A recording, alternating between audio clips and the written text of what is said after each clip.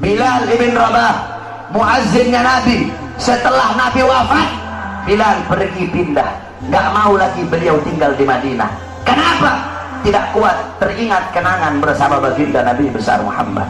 Selama 2 tahun Bilal pindah ke Syam. Kemudian selama 2 tahun beliau di sana, tiba-tiba mimpi Nabi Muhammad. Nabi Muhammad berkata, wahai Bilal, datang kau berziarahlah kepada aku. Datang Bilal selama 2 tahun. Bilal datang ziarah di kuburnya Nabi Muhammad. Ketika Bilal ziarah di kuburnya Nabi Muhammad sambil menangis, tiba-tiba datang Sayyidina Umar bin Khattab. Sayyidina Umar berkata, wahai Bilal, kami sudah lama tidak mendengar suara azanmu. Maukah engkau azan untuk kami, wahai Bilal? Bilal menolak, Bilal tidak mau. Datang Sayyidina Abu Bakar As-Siddiq, wahai Bilal, kami sudah lama tidak mendengar suara azanmu. Maukah kau azan untuk kami, wahai Bilal? Apa kata Bilal? Wahai Abu Bakar, apakah dulu kamu membebaskan aku karena Allah atau karena dirimu? Kalau dulu kamu membebaskan aku karena Allah, jangan kau paksa aku untuk azan.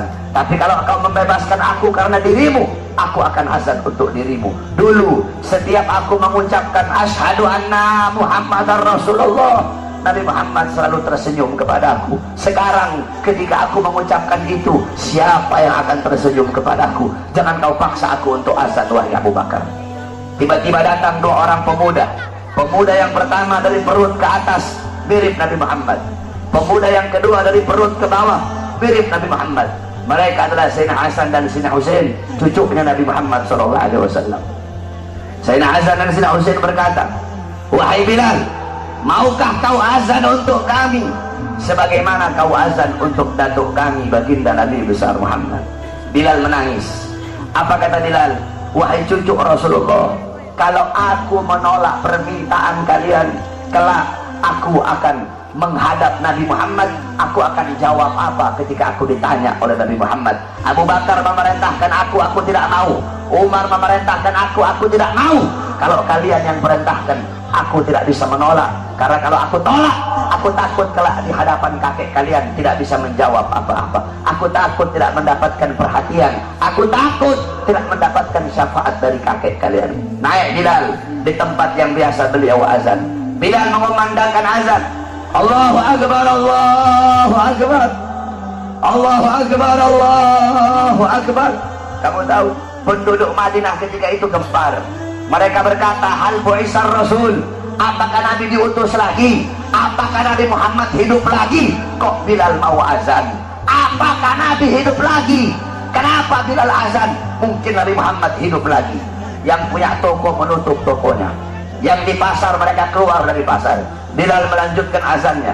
Asyhadu an la ilaha illallah, asyhadu an la ilaha illallah.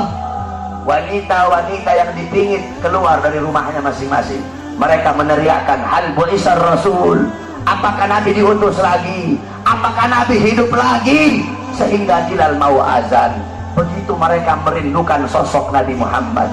Ketika mereka sampai di tempat Bilal azan, mereka tidak melihat sosoknya Nabi. Ketika itu Madinah tenggelam dalam lautan air mata. Itu kecintaan mereka para sahabat kepada Nabi, kerinduan mereka setelah wafatnya baginda Nabi besar Muhammad SAW. Oleh karena itu, saudara-saudaraku sekalian yang dimuliakan oleh Allah Subhanahu wa taala, cintai oleh kalian Nabi Muhammad, ikuti beliau, jadikan beliau sebagai uswah, sebagai qudwah, sebagai teladan dan pedoman kamu dalam kehidupan sehari-hari. Ikuti sunnah-sunnah beliau, jadikan rumah tangganya kamu rumah tangga Nabi Muhammad. Jadikan kau punya rumah tangga Nabi Muhammad. Kamu tahu banyak sekarang rumah tangga yang hancur, banyak sekarang rumah tangga yang berantakan. Kenapa? Karena rumah tangga itu tidak mengikuti rumah tangga baginda Nabi besar Muhammad. Rasulullah SAW bersabda, baiti jannati. Nabi Muhammad berkata, rumahku adalah surgaku. Rumahku adalah surgaku. Bukan rumah yang mewah, bukan rumah yang megah, bukan rumah yang tingkat, bukan isi rumah itu perabotan-perabotan yang mahal, bukan suami yang kaya, bukan suami yang ganteng, bukan istri yang cantik, bukan anak-anak yang pintar dalam urusan dunia. Bukan itu baiti jannati. Baiti jannati, rumahku surgaku, adalah suami yang taat kepada Allah, suami yang patuh kepada Allah, istri yang taat kepada Allah, istri yang patuh kepada Allah, anak-anak yang taat kepada Allah, anak-anak yang patuh kepada Allah, rumah tangga yang dihidupkan dengan salat, rumah tangga yang dihidupkan dengan Al-Quran, rumah tangga yang dihidupkan dengan sunnah-sunnah Nabi. Ini adalah baiti jannati. Walaupun rumahnya dari kardus, walaupun tinggalnya di bawah jembatan, kalau suami, istri, anak-anak taat patuh tunduk kepada Allah, rumah tangga itu akan menjadi sorga. Rumah tangga itu, itulah rumah tangga baginda Nabi besar Muhammad SAW.